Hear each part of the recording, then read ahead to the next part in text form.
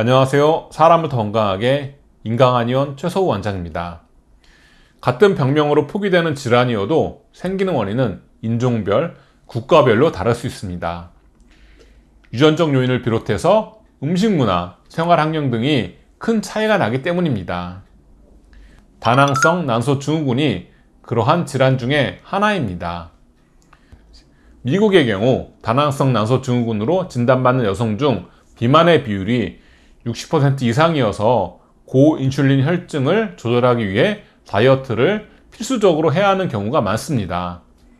그러나 한국 여성의 경우 다낭성 난소증후군으로 진단을 받아도 비만의 비율이 20에서 30% 정도입니다. 따라서 다낭성 난소증후군을 치료할 때 출발점이 달라야 합니다. 이번 영상에서는 한국 여성에게 생기는 다낭성 난소증후군에 대해 말씀드리겠습니다.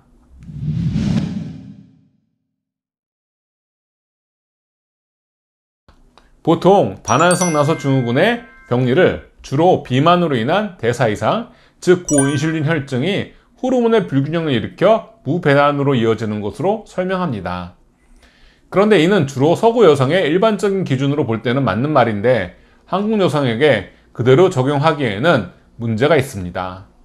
실제로 임상에서 다낭성 난소증후군으로 내원하시는 분들을 치료하면서 보면 생각보다 비만인 분들이 많지 않다는 사실을 실감하곤 합니다.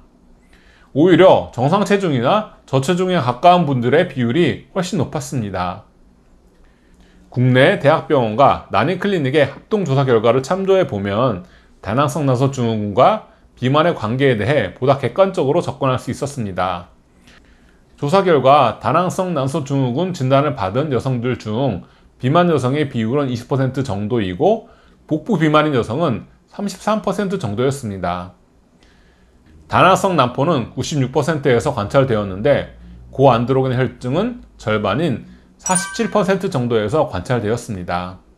대사질환인 이상지질 혈증은 35.7%, 당뇨병 전 단계는 0.8%, 당뇨병은 3.5%, 대사증후군은 13.7% 정도에서 관찰되었습니다. 조사 결과를 요약하면 다낭성 난소증후군으로 내원하는 경우에 실제 비만은 20% 정도로 많지 않다입니다. 다만 복부 비만의 비율이 33%인 점은 하복부의 운동성 저하가 복부 사이즈 증가와 함께 무월경으로 이어질 수 있으므로 치료할 때 반드시 참조해야 할 사항이라고 생각합니다. 이 밖에 다모증 같은 경우에도 서구의 다낭성 난소증후군 환자들의 경우에는 50에서 80% 정도인데 한국 여성의 경우에 7.1% 정도로 굉장히 낮게 나타나는 연구 결과도 있습니다. 이러한 결과들을 바탕으로 보면 다낭성 난소증후군의 치료는 일률적인 호르몬 치료가 아니라 한국인의 체질과 상황에 맞는 한방 치료가 더 적합하다고 생각합니다. 다낭성 난소증후군의 한방 치료의 핵심은 무월경 치료입니다.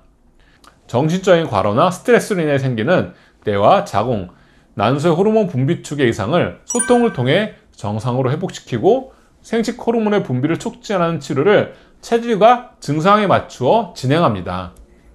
이러한 치료를 통해서 일단 월경이 정상적으로 진행되기 시작하면 초음파상으로 관찰되는 다낭성 난포 또한 줄어들기 시작합니다. 병이 생긴 원인이 다르다면 치료법도 또한 달라져야 합니다.